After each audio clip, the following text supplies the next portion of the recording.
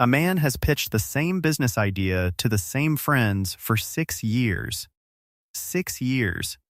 Every single time his eyes light up the same way. The numbers still work on paper, the plan still sounds solid, and 6 years later, there's still no website, no first customer, not even a logo. Here's the part that should actually disturb you. This man is not lazy. He might work harder than anyone you know. He's just been working on the wrong thing this entire time, and the reason is hiding somewhere his brain doesn't want him to look. Here's what nobody tells you about people who dream big and go nowhere. It was never about motivation. It was never even about discipline. There's one specific brain mechanism doing this to them, and it's so effective at faking progress that most people never catch it, not even once, in an entire lifetime. Let's go straight to the moment this actually starts, because once you see it, you can't unsee it in your own life either. Someone imagines their future success in vivid, specific detail. The launch, the applause, the life it creates. And here's the twist neuroscience has actually confirmed. Vividly imagining that future activates many of the same reward circuits in the brain as living it. Not identical, but close enough that the brain gets a real, measurable hit of dopamine off the daydream alone. Your brain was never built to cleanly separate "I did this" from "I imagined doing this" in enough detail. Both register, partially, as if something actually happened. Here's the part that makes this worse, and it's almost cruel. Telling people about the dream makes the follow-through worse, not better.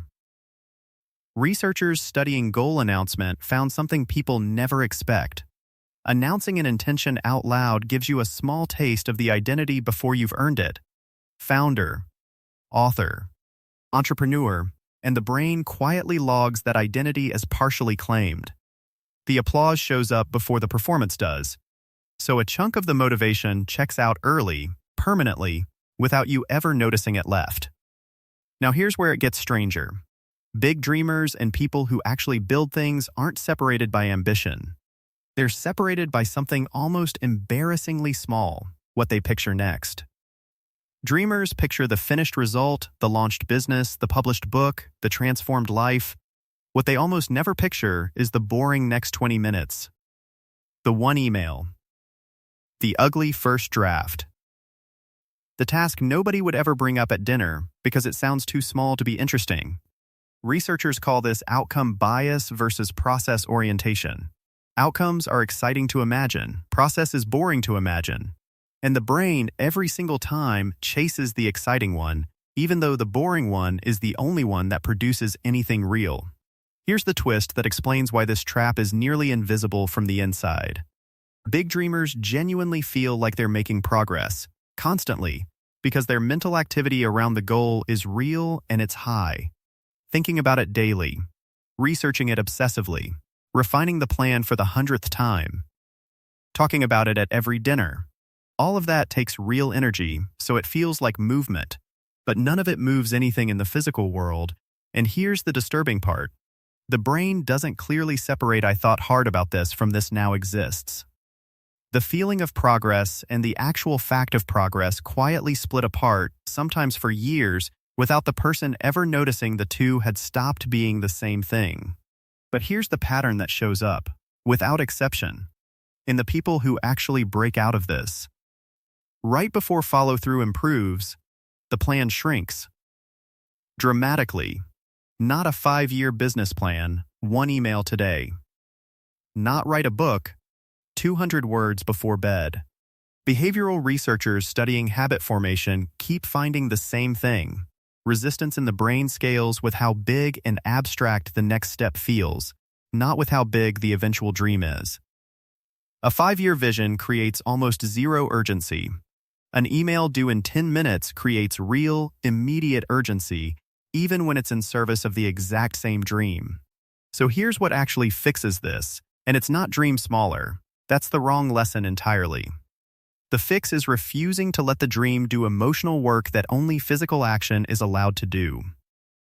The moment that excitement about an idea shows up, instead of telling 5 people about it and getting the applause early, do the smallest possible visible version of it immediately, badly. Before the feeling fades, because the feeling was never supposed to be the reward, it was supposed to be a pointer toward action, not a replacement for it. And measure progress in evidence, not in thoughts. Not how much did I think about this today. Ask instead, does anything exist right now that didn't exist yesterday? A rough draft, 1 cent email, a single line of code, something outside your own head that another human being could actually look at and touch. The real reason big dreamers do nothing was never a shortage of ambition. If anything, the ambition is the exact thing sabotaging them. Because a dream vivid enough generates enough imagined satisfaction on its own to convince the brain the hard part is optional. It never was. The dream was never the hard part. It was only ever the invitation.